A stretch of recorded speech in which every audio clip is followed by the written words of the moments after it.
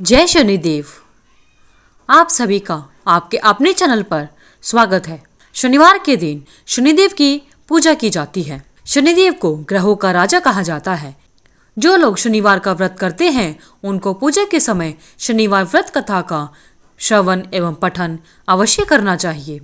शनिदेव को बहुत जल्दी क्रोध आता है। इसी क्रोध की वजह से इनके पिता सूर्यदेव और इनमें नाराजगी बनी रहती है। व्यक्ति शनि दोष से बचने और उन्हें शांत रखने के लिए अनेक उपाय करता है। शनि कृपा से व्यक्ति को जीवन में सुख समृद्धि की प्राप्ति होती है। जो लोग शनिवार का व्रत करते हैं उनको पूजा के समय शनिदेव की श्रद्धा के अनुसार पूजा अर्चना करनी चाहिए। तो आइए सुनते हैं शनिवार के दिन शनिदेव की व्रत कथा। एक बार सभी 9 ग्रहों में आपस में बहस हो गई कि उन सब में से कौन बड़ा है।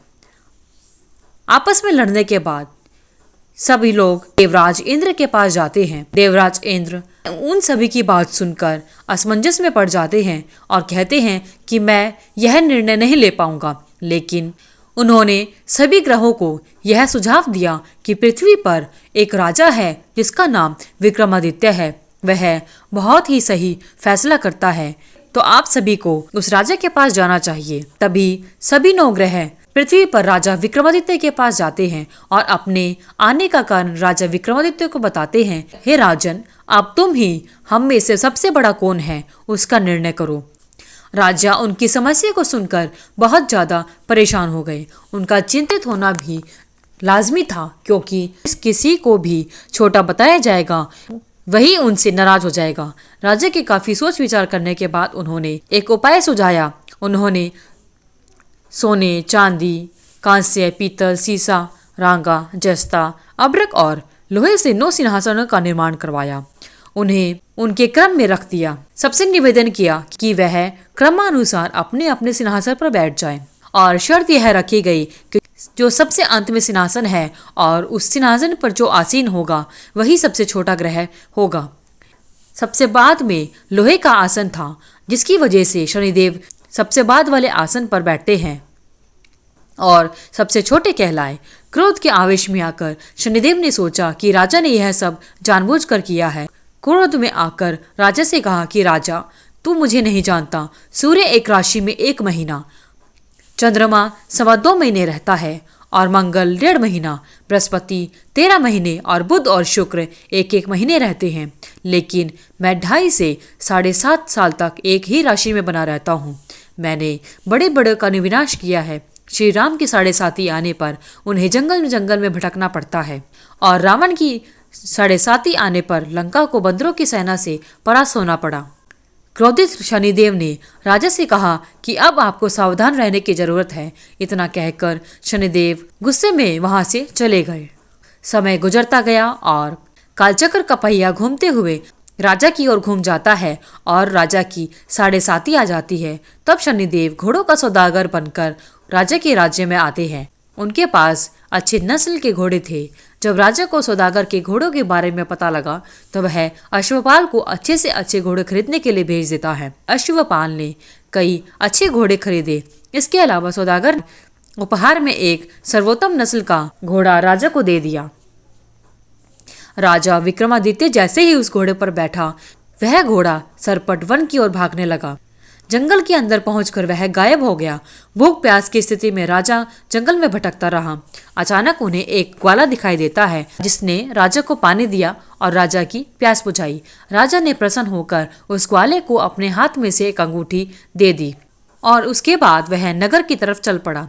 नगर में एक सेठ की दुकान पर जाकर राजा ने जल पिया और अपना नाम वीका बताया। भाग्यवश उस दिन सेठ की खूब आमदनी हुई। सेठ खुश होकर उन्हें राजा को अपने घर अपने साथ लेकर गया। सेठ के घर में खूंटी पर एक हार टंगा था, जिसको खूंटी निगल रही थी। कुछ ही देर में वह हार पूरी तरह गायब हो जाता है। सेठ जब वापस आता है तो वह देखता है खूंटी पर लटका हुआ हार नहीं है। उसे लगा कि वीका ने ही उसे चुराया है। सेठ ने वीका को कोतवाल से पकड़वा दिया और दंड में राजा ने उसे चोर समझकर हाथ पैर कटवा दिए। अपंग अवस्था में उसे नगर के बाहर फेंक दिया गया। तभी वहां से एक तेली निकल रहा था। जिसको वीका पर दया आ गई। उसने वीका को अपनी गाड़ी में बिठाया और अपने घर ले गया। कुछ समय के बाद राजा की शनि दशा समाप्त हो गई। वर्षा काल आने पर वीका मल्हार गीत गाने लगा।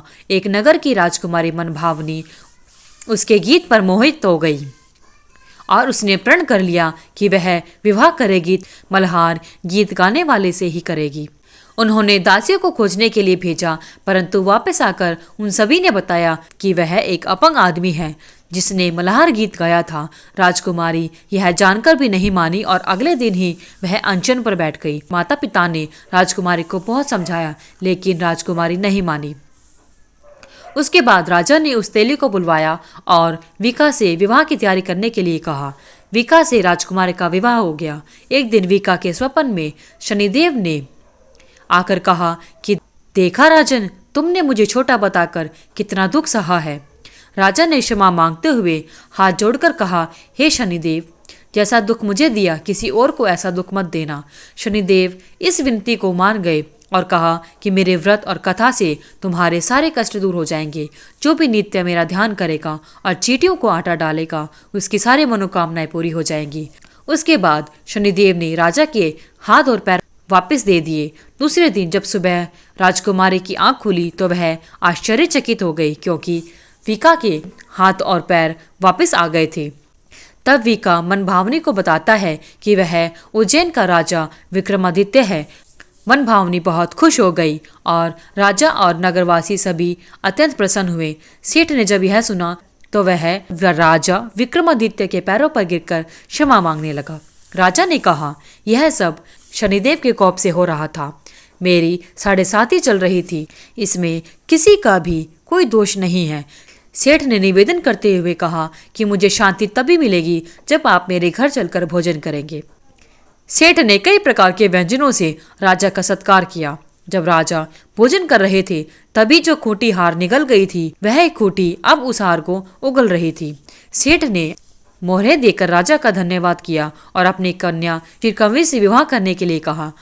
राजा ने सहर्ष स्वीकार कर लिया। राजा अपनी दोनों रानियों के साथ मनभावनी और श्रीकंवरी को लेकर उज्जैन नगरी लौट आए। सारे नगर में दीपक जलाए गए और दिवाली की तरह खुशी मनाई गई। राजा ने घोषणा करते हुए कहा कि मैंने शनिदेव को अज्ञानतावश सबसे छोटा बताया था, लेकिन असल में वही सर्वोपरि है। तब से सारे राज्य में शनिदेव की पूजा और कथा नियमित होने लगी। सारी प्रजा के बीच खुशी और आनंद का वातावरण बन गया। शनिदेव की व्रत की कथा को जो भी सुनता या पढ़ता है, उसके सारे दुख दूर हो जाते हैं और उस व्यक्ति के जीवन में खुशियां ही खुशियां भर जाती हैं। शनिदेव सभी के दुखों को दूर करते हैं। जय शनिदेव। हे शनिदेव, जिस प्रकार आपने राज्य पर अपनी कृपा बनाई, उसी प्रकार शनिवार के व्रत को करने वाले और व्रत कथा को सुनने वाले सभी पर अपनी कृपा बनाए रखना। शनिदेव की आप सभी पर कृपा बनी रहे।